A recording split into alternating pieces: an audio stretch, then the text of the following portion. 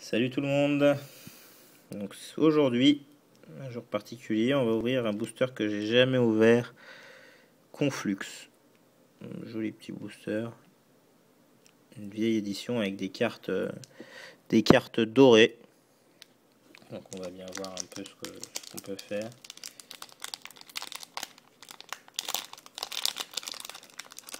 Je vais essayer de pas défoncer le booster cette fois. Voilà.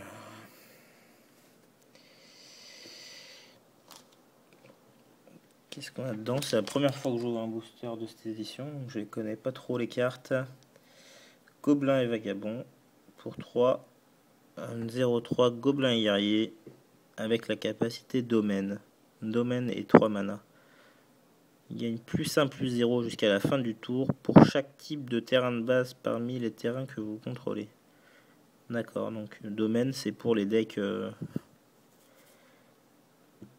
plusieurs couleurs. 5 couleurs même, ou 4 couleurs. Ça peut être utile.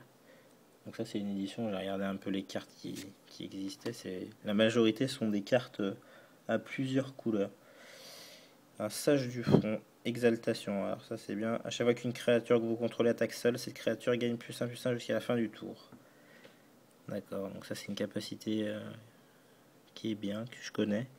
Et pour un bleu, elle permet de piocher une carte et de défausser d'une carte. Pour 3, une 0-1. Donc elle est plutôt cool.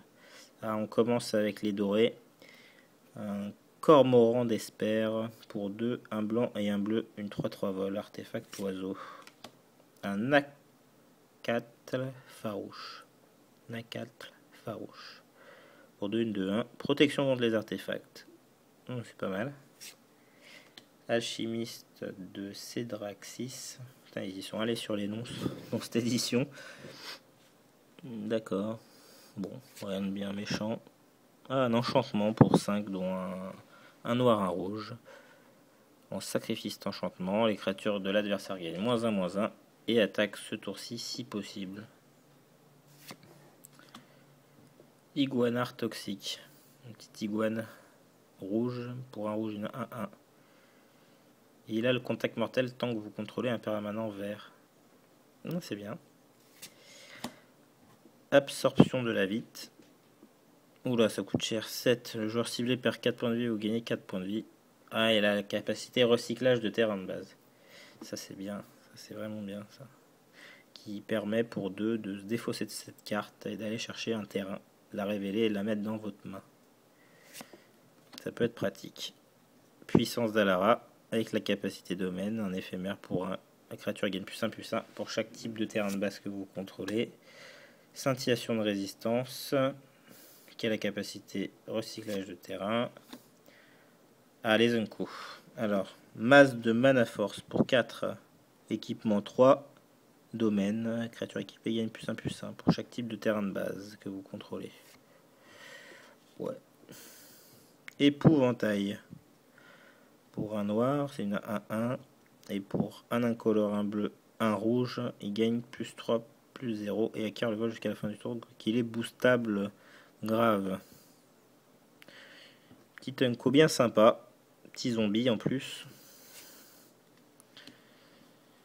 Archer du Sacellum. Sacellum. Pour 3, c'est un elfe. Elfe et archer, 2-3. Un rouge, un blanc. On l'incline. Il fait 2 blessures à une créature attaquante ou bloqueuse ciblée. Ouais. Vert, rouge, blanc, c'est des couleurs qui vont bien ensemble. On peut faire des decks bien sympathiques, un peu aggro avec des grosses bébêtes. Ouais, ça peut être sympa. Et là, il me semble qu'on arrive à la rare. Alors, qu'est-ce qu'on va avoir? Oh, un Sphinx Magistère. Il coûte 7. Une 5-5 vol. Quand le Sphinx arrive en jeu, le total de points de vie du joueur ciblé devient 10. Ah bah ça c'est pas mal. C'est un peu cher, mais la capacité est pas mal. Il suffit d'attaquer 2 fois si elle n'est pas bloquée, vous gagnez la partie. Elle coûte un peu cher, mais une jolie petite rare dorée. Plus créature artefact Sphinx. un jeton zombie et peut-être une foil. Non, un terrain. Un terrain.